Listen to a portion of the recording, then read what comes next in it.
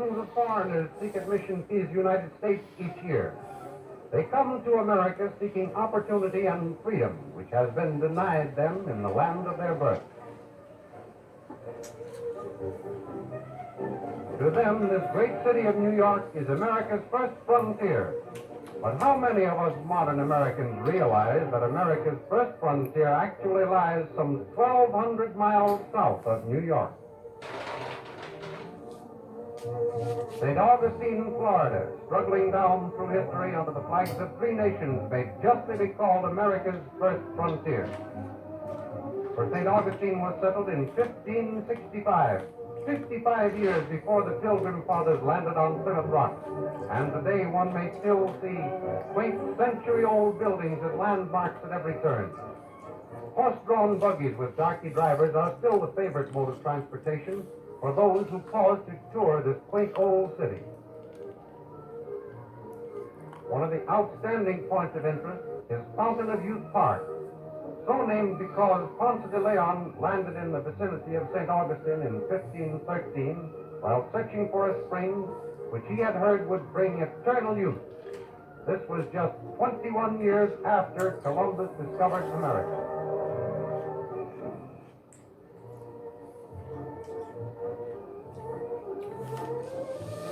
Actually, Columbus didn't discover America. Spring still clings to it, and perhaps this old lady too hopes that its waters may bring eternal youth. This cross contains 15 stones running east and west and 13 north and south. 1513, the year when Ponce de Leon discovered Florida. Fountain of Youth Park is not only interesting for its relics and tradition, there are also many natural beauty spots on the ground.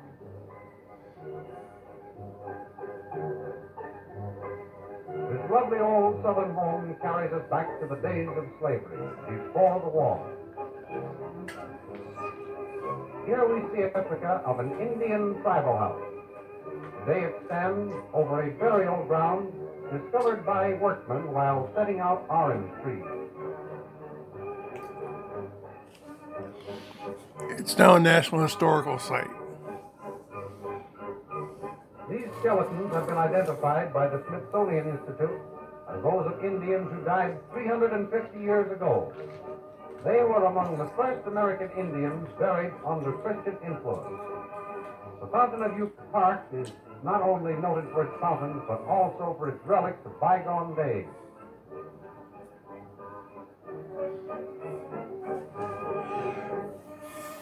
These old city gates are all that remains today of the barrier which surrounded the city in 1621, protecting the settlers from attack. The original little red schoolhouse, built of hand-hewn red cedar. It was old when the Civil War began.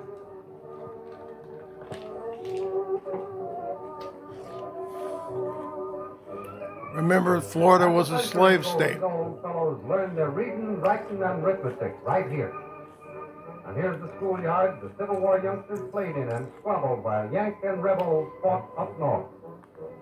The original city itself is laid out around the Plaza de la Constitution. This old marketplace is of interest to every visitor. Today it is commonly known as the Old Slave Market.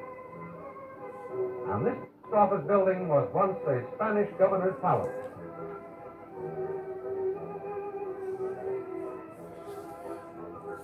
Although the exact date when this house was erected is not known, it is very old and said to be the oldest in the ancient city. The Franciscan fathers, whose nearby monastery burned centuries ago, are believed to have occupied this house for a time. The narrowest street on the continent, the stone post now prevents tourists from attempting the impossible, a drive through it. Started in 1638, it took over 100 years to complete Fort San Marco, the best preserved of any early American fortification.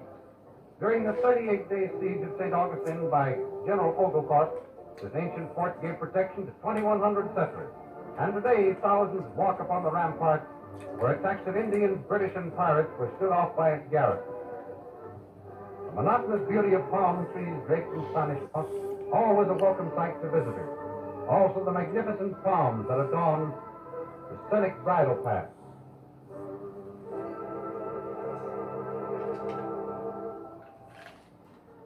What is this, darkest Africa? No, it's an alligator farm, the largest in the world.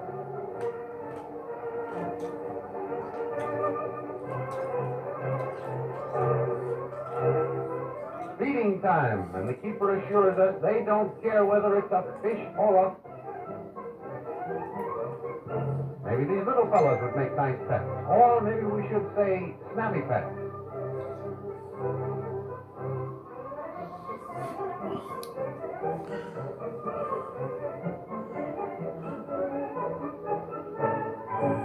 Keep standing there, girlie. You get your hand bit off. But this old fellow is over 800 years of age, an antique suitcase in the raw.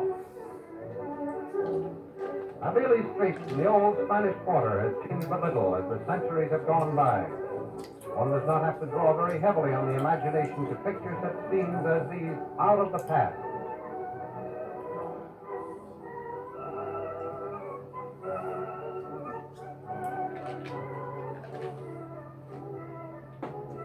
No visit to St. Augustine would be complete without seeing the ancient house which tradition maintains Don Toledo built for his bride. The legend says that Don Toledo was the first white man to marry an Indian maiden.